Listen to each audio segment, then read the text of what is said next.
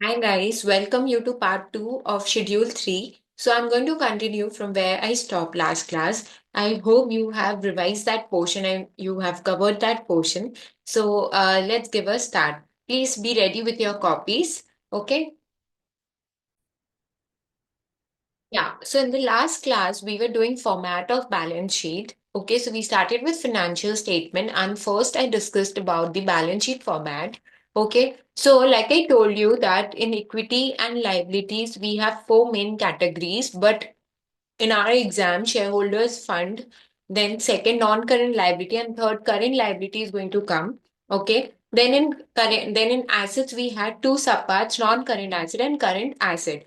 Okay so last class हमने asset के बारे में सब कुछ डिस्कस कर लिया था हम लोग लाइबिलिटी डिस्कस कर रहे थे एंड लाइबिलिटी में मैंने आप लोग के साथ शेयर होल्डर्स फंड डिस्कस किया था right so share holders fund में हम लोग ने share capital reserve and surplus के बारे में डिस्कस कर चुका था ठीक है जहां मैंने आपको बताया था कि शेयर कैपिटल का notes to accounts is very important very very very important ठीक है सो नोट्स टू अकाउंट्स में हमने देखा था कि हमें तीन उसका शेयर कैपिटल का डिविजन्स देना पड़ता है first is authorised capital second is issued capital and third is subscribed capital ठीक है ऑथराइज कैपिटल का मतलब होता था कि मैक्सिमम कैपिटल जो कंपनी इशू कर सकती है for subscription through the life time of the company issued capital होता था कि कितना पब्लिक को कंपनी ऑफर कर रही है या इशू कर रही है एंड सब्सक्रिप्शन मतलब कितना पब्लिक ने खरीदा शेयर्स का ठीक है so subscribe capital was further divided into two parts subscribed and fully paid up subscribe but not fully paid up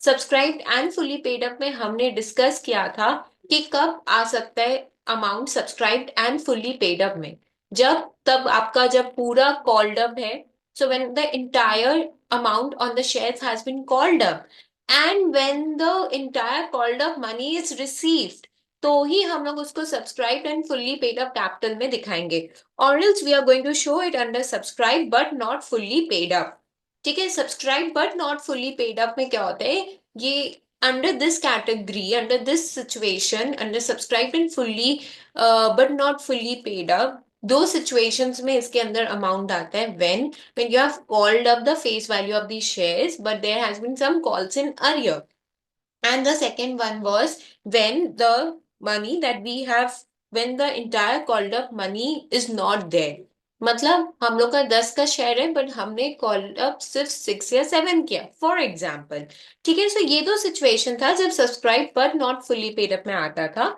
okay and मैंने आपको बताया था फिर we did how notes to accounts में this share capital looks like and वहां हमने देखा था कि सब्सक्राइब कैपिटल वाला ही amount and share forfeited account हमें अलग से ऐड करना पड़ता है तो यही अमाउंट अमाउंट हमारा बैलेंस शीट में जाता है ठीक है फिर हमने रिजर्व एंड सरप्लस किया था रिजर्व एंड सरप्लस में मैंने बोला था कि it's divided into two parts first is reserve then is surplus अब रिजर्व में जितने भी रिजर्व्स है ना सब आपको द नोट्स टू अकाउंट्स में प्रेजेंट करना होगा जितने भी reserve general reserve security premium account capital reserve DRR any kind of reserve अब रिजर्व में क्या होता है बहुत बार हमें ओपनिंग बैलेंस दिया हुआ रहता है एंड बहुत बार हमें देते हैं कि इस साल हमने प्रॉफिट का कुछ हिस्सा ट्रांसफर किया उस रिजर्व में so if there has been any addition this year then we are going to add that with the opening balance okay similarly if we have utilized any reserve amount in the current year वो हमें deduct करके दिखाना होगा और इससे हमें हमारा closing balance मिल जाएगा closing balance of each reserve should be considered ठीक है so you we have to check कि कोई रिजर्व के अगेंस्ट कोई एडजस्टमेंट था या नहीं था okay next was about surplus surplus that is balance in statement of PL इसमें क्या था हमें ओपनिंग बैलेंस ऑफ पीएल लेना था अगर आपका जो भी करंट ईयर में प्रॉफिट हुआ है तो आप उसको ऐड करोगे करंट ईयर में लॉस हुआ है तो आप उसको डिडक्ट करोगे ठीक है तो आपको फाइनल प्रॉफिट या लॉस जो भी मिलेगा फाइनल प्रॉफिट जो मिलेगा उससे अप्रोप्रिएशंस होगा एंड अप्रोप्रिएशंस में हमने पढ़ा था dividend declared is an appropriation any transfer to reserve which we are doing is an appropriation ठीक है सो वो अप्रोप्रिएशंस डिडक्ट हो जाता है जो फाइनल बैलेंस आता है ना सरप्लस का वही रिजर्व्स के फाइनल बैलेंस के साथ ऐड होता है with the total reserves and then we get the final figure of reserve and surplus however ऐसा हो सकता है कि final figure of reserve and surplus negative है। दैट डजेंट मीन कि आप बैलेंस शीट में उसको डिस्क्लोज नहीं करोगे। You will disclose it under reserve and surplus as a negative balance only. Okay. Do you remember last day मैंने आपको बोला था कि सिक्योरिटी प्रीमियम एक बहुत ही स्पेशल टाइप का रिजर्व है, जो तब आता है जब आपने शेयर्स या debentures at a premium issue किया है, राइट? अब companies act section 52 sub section 2 ने स्पेसिफाई किया है कि आप सिक्योरिटी प्रीमियम का पैसा किन किन पर्पसेस के लिए यूटिलाइज कर सकते हो। एंड हमने डिस्कस भी किया था कि देयर आर 5 पर्पसेस जिसके लिए हम लोग सिक्योरिटी प्रीमियम का पैसा यूज कर सकते हैं। So I'm going to make you write that कि what were those 5 purposes. Okay, so first one was for issuing fully paid up bonus shares. अगर कंपनी को बोनस शेयर्स इशू करना है तो वो उसके लिए सिक्योरिटी प्रीमियम का पैसा यूज कर सकती है। For writing off preliminary expenses, तो कोई भी preliminary expenses are those expenses जो हम लोग इनकॉर्पोरेट जब ऑर्गेनाइजेशन कंपनी किए थे तो लगा था, वो पार्ट्स एंड पार्ट्स में राइट ऑफ होता है। तो अगर ऐसा कोई भी प्रीलिमिनरी एक्सपेंसेस है जो राइट ऑफ करना है, for that security premium can be used.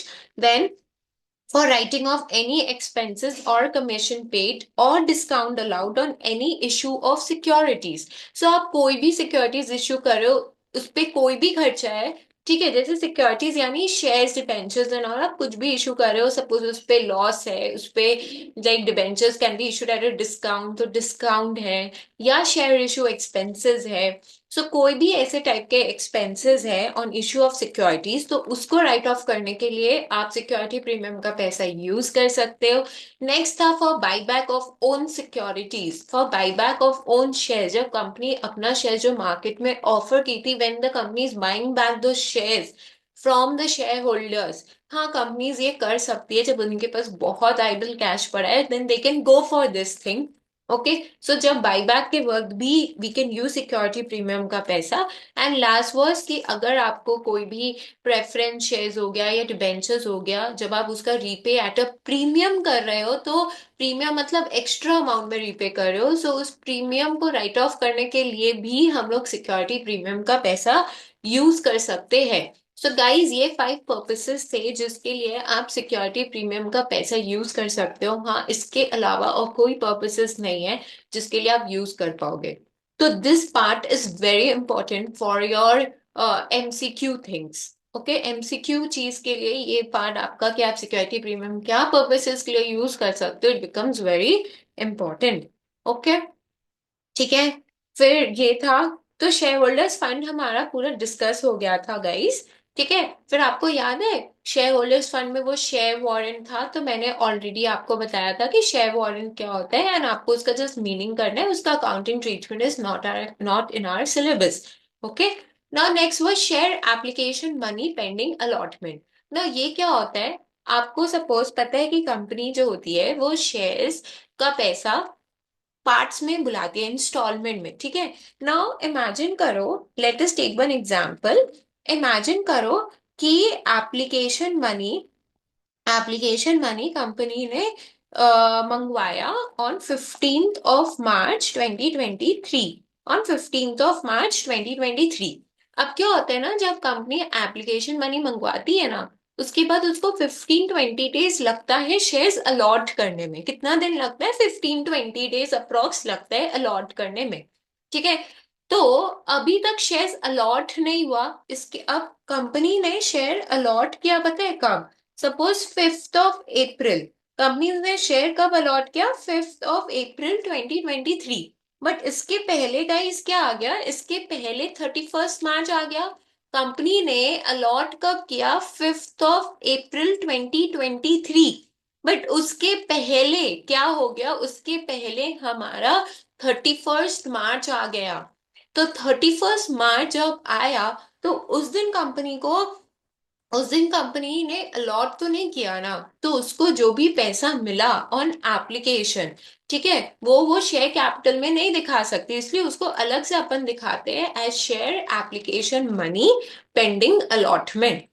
अब सपोज जैसे कंपनी ने एप्लीकेशन सपोज 50,000 का मिला, कंपनी अलॉट 40 ही करेगी। सो बाकी 10,000 जो एक्सेस एप्लीकेशन मनी मिला, वो तो कंपनी रिफंड करेगी ना। ठीक है, सो कुछ होता है कि शेयर एप्लीकेशन मनी का पार्ट रिफंड होता है। अब वो जो रिफंड होता है ना, वो कंपनी आने वाले टाइम पे करने वाली है। ठीक है, एंड ऑफ कोर्स वो कंपनी जब अलॉट कर रही होगी ना, तभी उसके पहले ही वो रिफंड कर देगी। ठीक है, तो ये 31 मार्च के हिसाब से अगर हम देखें, तो ये जो शेयर एप्लीकेशन मनी रिफंड के लिए बचा है, ये क्या है कंपनी के लिए? It's a current other current liability. ये अदर करंट लाइबिलिटी में चला जाएगा गाइस। ठीक है, तो अगर कोई share application money pending allotment है, हाँ, कि जिसको हम अलॉट करेंगे, जैसे 40,000 शेयर्स वाले को हम allotting the money, I would be allotting 31 मार्च के बाद, I would be allotting, but उनको अलॉट किया जाएगा। और बाकी 10,000 को रिजेक्ट कर दिया जाएगा, बाकी 10,000 को रिजेक्ट कर दिया जाएगा। सो वो रिजेक्ट वाला मनी, वो रिफंड वाला मनी कंपनी को देना पड़ेगा ना अपने, जिन्होंने अप्लाई किया था। तो वो अदर करेंट लाइबिलिटी हो गया, वो कंपनी के लिए क्या हो गया? Other current liability. So other current liability जब हम करेंगे, तो हम लोग ये एग्जांपल ले सकते हैं, share application money refund, to be refunded.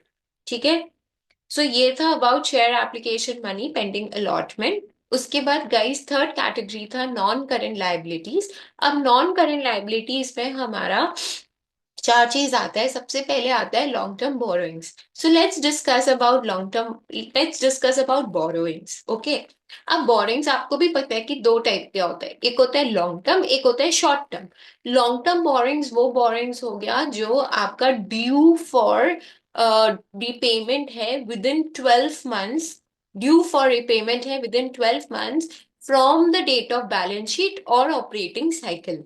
ठीक है, वो हो गया शॉर्ट टर्म। और लॉन्ग टर्म बोरोइंग्स आपका हो गया वो जिसको आप पे करोगे after 12 months from the date of balance sheet, वो आपका क्या हो जाएगा? Long term borrowings. So long term borrowings मतलब दोज लाइबिलिटीज जिसको हम लोग पेमेंट करेंगे after 12 months from the date of balance sheet. अब इसका एग्जाम्पल क्या क्या होता है? Example suppose short term borrowings का एग्जाम्पल हो गया bonds, debentures, public deposits, premium payable on redemption of debentures, term loan, जैसे 3-4 साल के लिए आप लोन लिए हो। ठीक है, सो वो सब लॉन्ग टर्म बोरोइंग्स में आ जाएगा। अब पब्लिक डिपॉजिट क्या होता है? ये टर्म को लेके ना स्टूडेंट्स बताए, स्टूडेंट्स उनको एसिड लिख देते हैं। पब्लिक डिपॉजिट मतलब कंपनीज को अलाउड है कि अप टू 3 इयर्स वो लोग पब्लिक से पैसा उठा सकते हैं। दैट इज पब्लिक डिपॉजिट, मतलब मैक्सिमम फॉर 3 ईयर पीरियड। ठीक है, सो ये लॉन्ग टर्म ही तो लाइबिलिटी हो गया ना एक कंपनी के लिए, वो पब्लिक से बोरो कर रहे हैं, और पब्लिक डिपॉजिट का मेच्योरिटी मैक्सिमम 3 इयर्स हो सकता है। एनीवे अगर कंपनी डिसाइड किया कि मैं 2 इयर्स बाद पेमेंट करूंगा इन अपने पब्लिक को जिनसे मैंने पैसा उठाया, सो of course it will become a long term borrowing. Okay, so long term borrowing मतलब वो बोरोइंग कि जिसका, वो लोन जो आप किसी से लिए हो जिसका पेमेंट आप 12 महीने के बाद करोगे from the date of balance sheet. Okay, या ऑपरेटिंग साइकिल के बाद करोगे। इसके एग्जाम्पल्स ये थे, पब्लिक डिपॉजिट्स में मार्क कर रही हूँ बिकॉज यहाँ स्टूडेंट्स बहुत कंफ्यूज होते हैं। ठीक है, ऑन दी अदर हैंड अगर बोरिंग्स के बारे में डिस्कस कर ही रहे, so let's discuss about short term borrowings also. So short term borrowing on the other hand क्या होता है? वो बोरिंग जो आप 12 महीने के अंदर रीपे कर दोगे from the date of balance sheet, या आप within the operating cycle of the company repay कर दोगे, तो उसको हम लोग बोलते हैं शॉर्ट टर्म बोरोइंग्स। ठीक है, शॉर्ट टर्म बोरोइंग। अब द पॉइंट इज कि इसका एग्जाम्पल क्या क्या है? बैंक ओवरड्राफ्ट तुम लोग सुना होगा, कैश क्रेडिट हो गया, हम कोई भी दूसरे पार्टी से लोन लिया, वो सब मेरा शॉर्ट टर्म बोरोइंग में आ जाएगा। शॉर्ट टर्म बोरोइंग का मतलब एक बहुत इंटरेस्टिंग और एग्जाम्पल है, one is that is current maturity of long term date.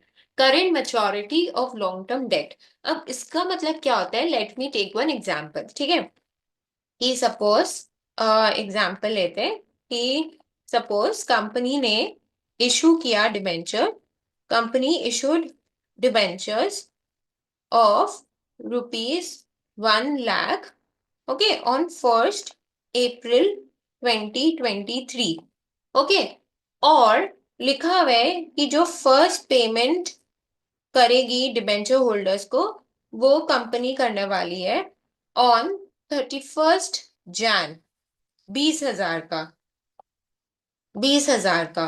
ठीक है। सो ये जो 1 लाख जो कंपनी डिबेंचर्स इशू किया है, उसका पेमेंट कंपनी कैसे करेगा? कंपनी उसका पेमेंट डिसाइड किया कि हम 5 इंस्टॉलमेंट्स में करेंगे। कंपनी उसका पेमेंट गाइस 5 इंस्टॉलमेंट्स में करेगा। सो हर एक इंस्टॉलमेंट का अमाउंट 20K हो गया। ठीक है। अब कंपनी डिसाइड किया कि पहला पेमेंट जो होगा ना वो 31 जैन 2024 को होगा 20,000। ठीक है। तो अब guys let me make one timeline. हमने 1 अप्रैल 2023 को 1 लाख का डिबेंचर्स इशू किया, जो कि ड्यू फॉर पेमेंट, जो कि हम लोग का फर्स्ट इंस्टॉलमेंट हम 1 जैन को दे देंगे, 1 जैन 2024 को। और उसके बाद गाइस 31 मार्च 2024 आएगा। ठीक है। अब हम लोग बाकी जो 80,000 है वो नेक्स्ट ईयर देंगे। नेक्स्ट ईयर हम देंगे बाकी 20,000 ऑन 1 जैन 2025। ऐसे करके ना एवरी 31 जैन को वी आर गोइंग टू पे 20K 20K। नाउ अब हम लोग जब बैलेंस शीट बना रहे हैं, we are making balance sheet of 31 March 2023। ठीक है। We are making, say for example we are making balance sheet of 31 March 2023। और let me change one example. Suppose हम लोग लेते हैं कि कंपनी इशू किया 1 मार्च को ही, 1 मार्च 2023 को ही इशू किया। ठीक है। 1 मार्च 2023 को ही इशू किया है। Let us change the example, 1 मार्च 2023 को ही 10 लाख इशू, 1 लाख इशू किया। ठीक है। अब ये 20,000 इसमें से कंपनी कब पे करने वाला है? नेक्स्ट ईयर के 31 जैन को। मतलब आज जिस दिन बैलेंस शीट बन रहा है उससे आप 12 मंथ्स गिनो, तो which will be next year का 31 मार्च 2024। अब रूल क्या है कि अगर आप कोई भी लोन ले रहे हो जिसका पेमेंट आप within 12 months from the date of balance sheet कर दोगे, या फिर within the operating cycle, तो वो आपका शॉर्ट टर्म बोरोइंग माना जाएगा। अब इधर जो मैंने 1 लाख डिबेंचर्स है वो मैंने इशू किया, मतलब मैंने पब्लिक से उठाया पैसा डिबेंचर्स देके उनको। ये कब मैंने इशू किया? 1 मार्च 2023 को। 1 मार्च 2023 को। और 31 मार्च 2023 को बैलेंस शीट बनेगा। अब उसके 1 ईयर के अंदर ही मेरे को 20,000 रीपे करना होगा। उसके 1 ईयर के अंदर ही 31 मार्च 2024 के पहले ही मुझे ये 20,000 तो रीपे कर देना पड़ेगा। मुझे ये 20,000 उनको रिफंड कर देना पड़ेगा बिफोर 1 ईयर, क्योंकि 1 ईयर बैलेंस शीट डेट से 31, अगर तुम 31 मार्च 2023 से 31 मार्च 2024 लोगे तो 1 ईयर के बीच में ही हमको रीपे कर देना पड़ रहा है 20,000। तो बताए वो 20,000 हो गया current maturity of long term debt. वो 20,000 गाइस क्या मानेंगे हम लोग? Current maturity of long term debt, it's a short term borrowing. और बाकी 80,000 we will show as long term borrowing. बाकी 80,000 हम लोग लॉन्ग टर्म बोरोइंग में दिखा देंगे अंडर मतलब एग्जाम्पल डिबेंचर्स में। ठीक है। सो ये होता है current maturity of long term date. कोई डिबेंचर्स है या कोई भी लॉन्ग टर्म बोरोइंग्स है, उसका कुछ पार्ट आपको ना 12 महीने के अंदर ही रीपे कर देना है, या आपको कुछ पार्ट उसका within the operating cycle ही रीपे कर देना है। तो जो पार्ट आपको within the operating cycle या 12 months from the date of balance sheet के अंदर रीपे कर देना है, वो आपका हो गया current maturity of long term debt. So जैसे मैंने 1 लाख का डिबेंचर्स इशू किया, 20,000 मुझे 1 साल के अंदर रीपे करना है, तो वो 20,000 हो गया मेरा शॉर्ट टर्म बोरोइंग। और बाकी 80,000 हम दिखाएंगे as non current liability long term borrowings के अंदर। क्लियर? ओके। सो ये था बोरोइंग्स के बारे में। सो नॉन करेंट लाइबिलिटी में हमारा जो पहला आइटम था वो लॉन्ग टर्म बोरोइंग्स था। ठीक है। जिसके अंदर हम लोग ने ये सारे एग्जाम्पल्स किए। ओके। नेक्स्ट जो है वो है deferred tax liability. Deferred tax liability का अगेन गाइस सिर्फ अकाउंटिंग ट्रीटमेंट हमारे सिलेबस में नहीं है, आपको जस्ट मीनिंग जानना है। डेफर्ड टैक्स लाइबिलिटी क्या होता है? जब आपका अकाउंटिंग इनकम ज्यादा आता है टैक्सेबल इनकम से, सो डेफर्ड टैक्स लाइबिलिटी अराइज होता है। जब अकाउंटिंग इनकम, क्योंकि हम लोग जब इनकम टैक्स रिटर्न फाइल करते हैं, we find two types of income. एक होता है अकाउंट्स के हिसाब से अकाउंटिंग इनकम क्या है, एक होता है टैक्स रूल्स के हिसाब से, जो पीजीबीपी होता है टैक्स रूल्स के हिसाब से टैक्सेबल इनकम क्या है। तो अगर हमारा अकाउंटिंग इनकम टैक्सेबल इनकम से ज्यादा है तो उसको अपन बोलते हैं डेफर्ड टैक्स लायबिलिटी। आपको जस्ट उसका मीनिंग जानना है। ठीक है, सो लॉन्ग टर्म बोरोइंग हो गया, डेफर्ड टैक्स लायबिलिटी हो गया। नेक्स्ट होता है अदर नॉन करेंट लायबिलिटी। अब अदर नॉन करेंट लायबिलिटी मतलब वो है तो लॉन्ग टर्म नेचर का एक लाइबिलिटी। ठीक है, लॉन्ग टर्म नेचर का मतलब गाइस कि जिसका पेमेंट आप ऑपरेटिंग साइकिल के बाद करोगे। ठीक है, या जिसका पेमेंट आप 12 मंथ्स के बाद करोगे। ठीक है, which is due to be settled after 12 months from the date of balance sheet, और which is due to be settled after the operating cycle, all of those are non current liabilities. ठीक है, other non current liability वो हो गया कि जो long term nature का है बट वो under any other category fall नहीं हो रहा। मतलब neither it's a long term borrowing, neither it's deferred tax liability, neither it's long term provision. तो वो चला जाएगा अदर नॉन करेंट लाइबिलिटीज में। एग्जाम्पल हो गया लॉन्ग टर्म ट्रेड पेबल्स। ठीक है, सिक्योरिटी डिपॉजिट टेकन, तुम किसी से डिपॉजिट लेके रखा है जिसका तुम बोला कि हम ये डिपॉजिट जो है 3 साल बाद या 2 साल बाद रीपे करेगा, आपको देगा, या 1 साल बाद आपको ये डिपॉजिट मिलेगा। ठीक है, तो वो हो गया मेरा non current liability. So non current liability उसको बोलेंगे, अदर नॉन करेंट लाइबिलिटी में डाल देंगे। ठीक है, नेक्स्ट था long term provisions. Long term provisions, long term provisions. अब देखो गाइस, प्रोविजन क्या होता है? What do you mean by provision? Provision is like कोई भी अमाउंट ऑफ द प्रॉफिट आप साइट कर दे रहे हो अगेंस्ट अ लाइबिलिटी, जो आपको पता तो है कि अराइज होने वाला है बट आप सर्टेन नहीं हो कि what is the amount of the liability that's gonna arise. You are sure कि लाइबिलिटी अराइज होने वाला है, बट आपको ना श्योरिटी ये नहीं है कि वो लाइबिलिटी कब अराइज होगा, उसका अमाउंट क्या होगा। ठीक है, तो आप उसको बोलते हैं प्रोविजन। सो प्रोविजन मतलब प्रॉफिट का कुछ हिस्सा साइड किया अगेंस्ट अ लाइबिलिटी जो अराइज होने वाला है बट मुझे अमाउंट नहीं पता, तो मैंने एक थोड़ा सा अप्रोक्सीमेट हिस्सा साइड कर दिया। अब प्रोविजंस दो टाइप का होता है, एक होता है शॉर्ट टर्म प्रोविजन, एक होता है लॉन्ग टर्म प्रोविजन। अब नॉन करेंट लाइबिलिटी में क्या आता है? लॉन्ग टर्म प्रोविजंस आता है। लास्ट एलिमेंट है ना नॉन करेंट लाइबिलिटी का, लॉन्ग टर्म प्रोविजंस। अब लॉन्ग टर्म प्रोविजन मतलब जिसके अगेंस्ट लाइबिलिटी अराइज होगा बट वो सेटल होने वाला है after 12 months from the date of balance sheet. मतलब suppose provision for gratuity. So gratuity क्या होता है? कोई एम्प्लॉय जो है मेरे यहाँ 5 साल का काम कर लिया उसके बाद वो हकदार बन जाता है, ये आप लोग हायर स्टडीज में करोगे। तो ग्रेचुइटी इज लाइक कि 5 साल वो मजदूरी किया है मेरे कंपनी में, तो मैं यहाँ कुछ तो उसके तरफ बनता है ना एक्स्ट्रा उसको कुछ देने का। ठीक है, बट वो एम्प्लॉय जो है अभी मेरे पास काम कर रहा है, अभी 2 साल बाद उसका 5 साल कंप्लीट होने वाले हैं, अभी टाइम है। बट अभी से मेरे को पता है कि ठीक है, I am expecting that employee is gonna stay with me. ठीक है, जब तक उसका 5 साल कंप्लीट नहीं हो जाता he is gonna stay with मी, और जब 5 साल हो जाएगा तो मुझे उसको कुछ पैसा देना ही पड़ेगा। ठीक है, तो इसलिए मैंने अभी से ही कुछ पैसा साइड कर दिया, उसको बोलते हैं गाइस प्रोविजन फॉर ग्रेचुइटी, कि जब 5 इयर्स बाद वो कंपनी छोड़ के जाएगा तब मैं उसको वो ग्रेचुइटी का पेमेंट दूंगी। So it's a liability company के लिए जो अराइज होगा, बट अभी नहीं अराइज होगा, अभी टाइम है, 1 साल बाद अराइज होगा। ठीक है, 2-3 साल बाद अराइज होगा, उसके अगेंस्ट हम अभी से ही प्रॉफिट का हिस्सा साइड करके रख रहे हैं, उसी को बोलते हैं प्रोविजन फॉर ग्रेचुइटी। फिर हो गया प्रोविजन फॉर अर्न्ड लीव। तो ये सब आपका एग्जाम्पल्स है लॉन्ग टर्म प्रोविजन का। On the other hand short term provision क्या होता है? वो प्रोविजन जिसके अगेंस्ट लाइबिलिटी अराइज होगा but within 12 months from the date of balance sheet. ठीक है, मेरे को पता है इसके अगेंस्ट लाइबिलिटी अराइज होने वाला है, और वो अराइज होने वाला है बहुत जल्दी, 12 महीने के अंदर ही। जिस दिन हम बैलेंस शीट बना रहे हैं 31 मार्च 2023 को, तो 31 मार्च नेक्स्ट ईयर, 31 मार्च 2024 के पहले ही मुझे उसको रीपे करना होगा। ऐसा टाइप का लाइबिलिटी के लिए अगर आप कोई प्रोविजन बना रहे हो उसको आप बोलते हो शॉर्ट टर्म प्रोविजन। जैसे प्रोविजन फॉर टैक्स, हम लोग क्या होता है, हम लोग अपना टैक्सेबल इनकम निकाल लेते हैं। ठीक है, बट उसके बाद उस हिसाब से हम लोग टैक्स पे कर देते हैं। बट क्या होता है कि गवर्नमेंट जो है असेस करता है, जब हम लोग आईटीआर फाइल करते हैं गवर्नमेंट असेस करता है, फिर गवर्नमेंट देखता है कि एक्चुअली मेरा टैक्स लाइबिलिटी कितना है, फिर वो एडजस्टमेंट होता है। ठीक है, बट अभी हम अपना टैक्सेबल इनकम निकाल के जो टैक्स दे रहे हैं वो हो गया प्रोविजन फॉर टैक्स।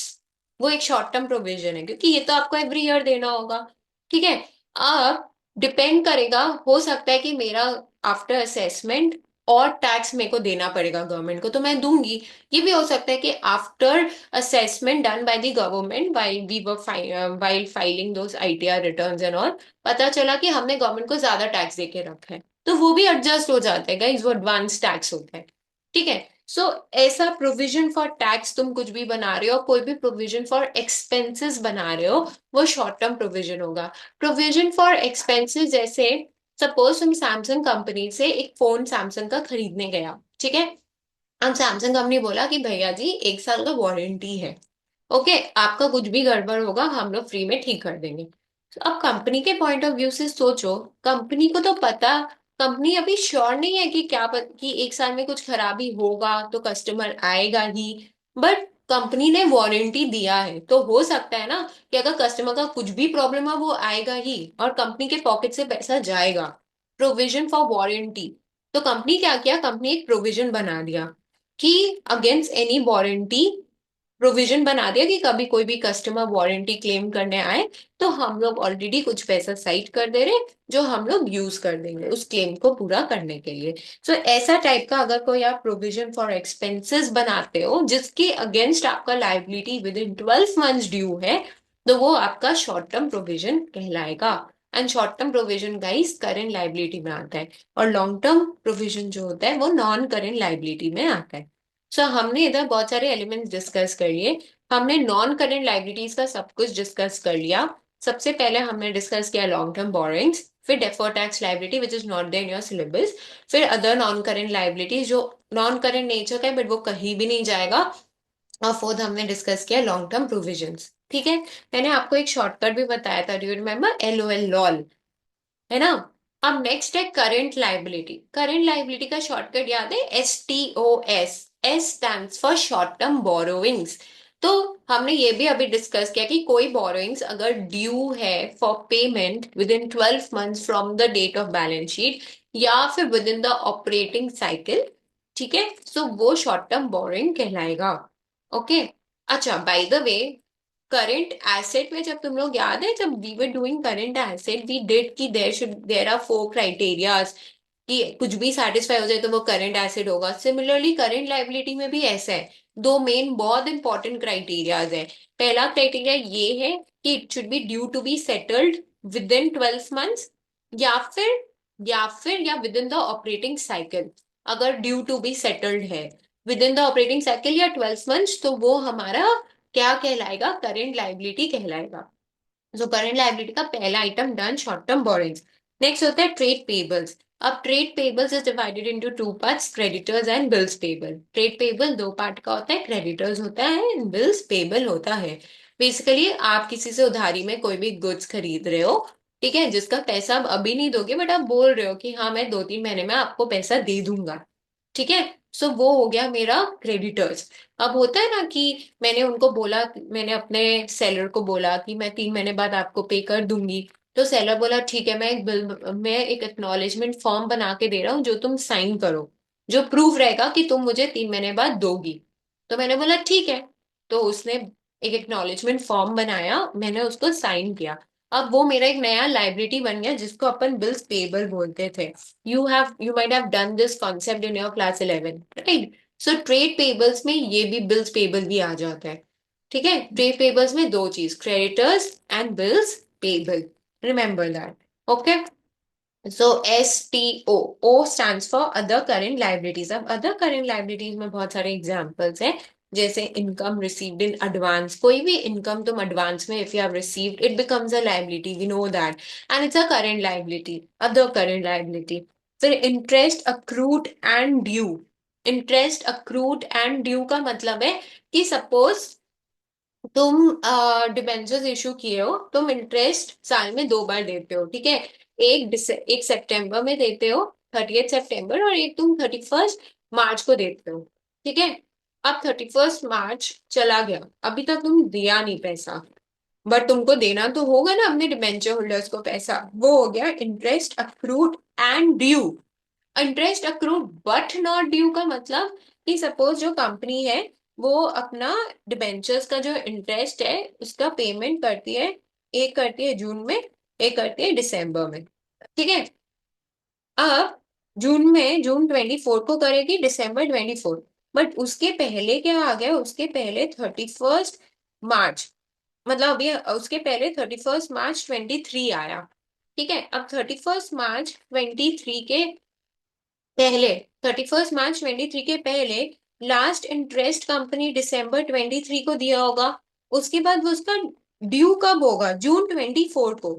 बट ये जो 3 महीना का है, जनवरी फेब्रवरी, जनवरी जनवरी फेब्रवरी, आई एम सो सॉरी, एक सेकेंड, जनवरी फेब्रवरी का जो उसका, जनवरी फेब्रवरी और मार्च, ये 3 महीने का इंटरेस्ट अक्रू हो गया, बिकॉज हम लोग अकाउंट्स अक्रूवल कॉन्सेप्ट से बनाते हैं।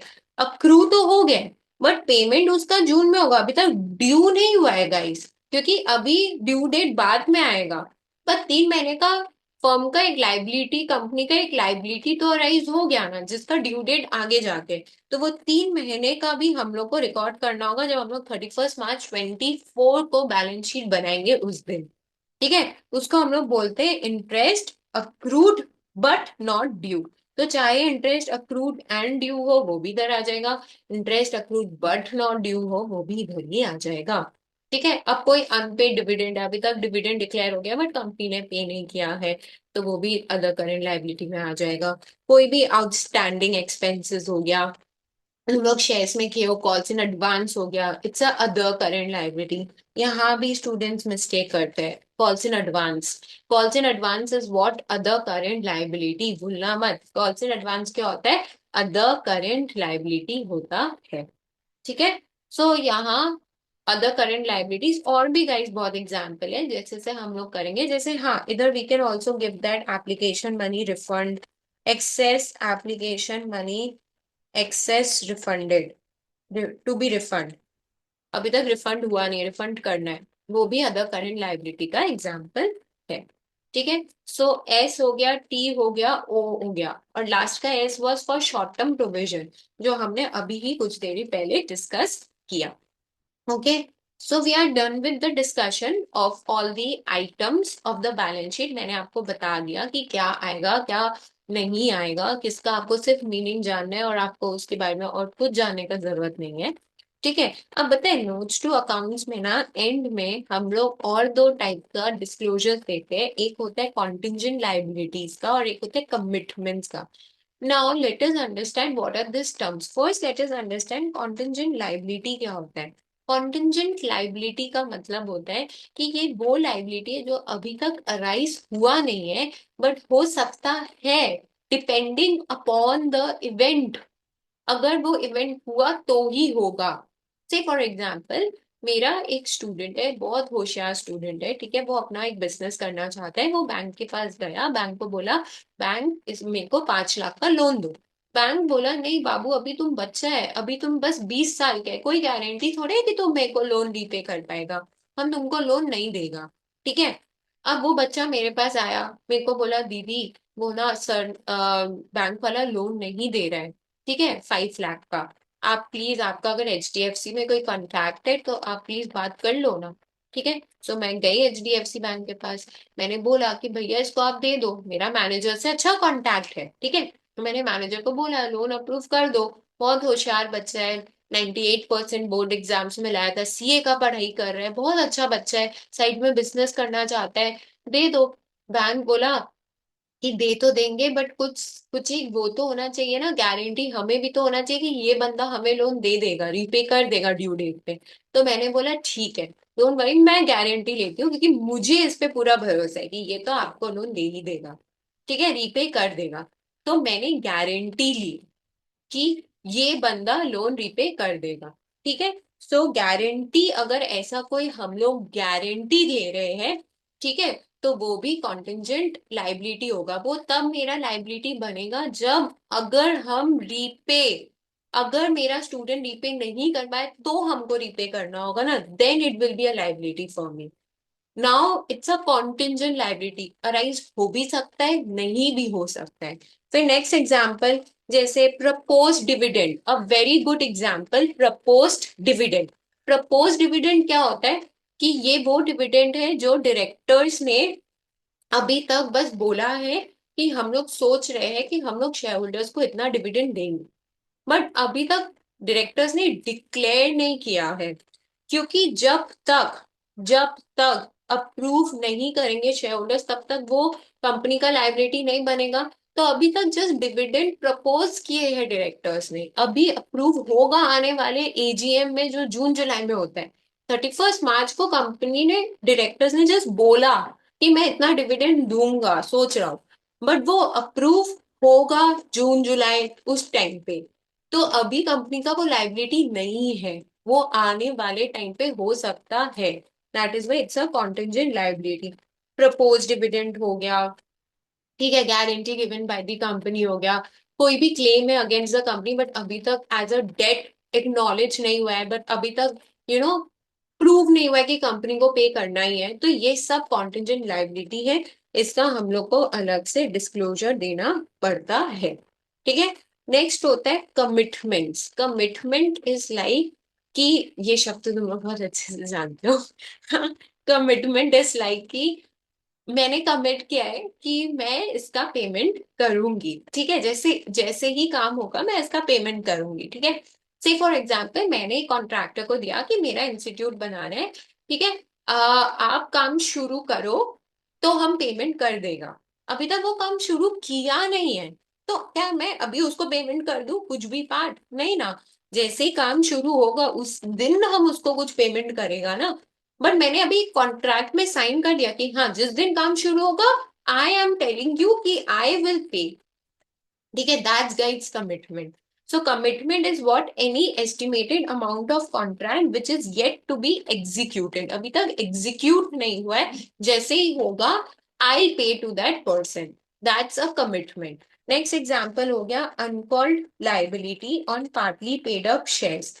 ठीक है, अनकॉल्ड लाइबिलिटी हो गया on any kind of partly paid up shares, मतलब अभी तक हम शेयर्स का पूरा पैसा मंगवाए नहीं है, ठीक है, कुछ पार्ट बचा है, तो जब मंगवाएंगे तब ना वो मेरा लाइबिलिटी बनेगा। So that's example of commitment. So commitment, contingent liabilities, ये सब अलग से हम लोग नोट्स टू अकाउंट में एकदम एंड में डिस्क्लोज करते हैं।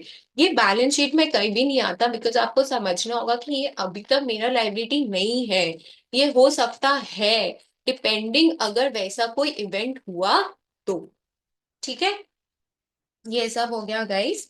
बाकी we are done with the discussion of the elements of the balance sheet of the schedule 3।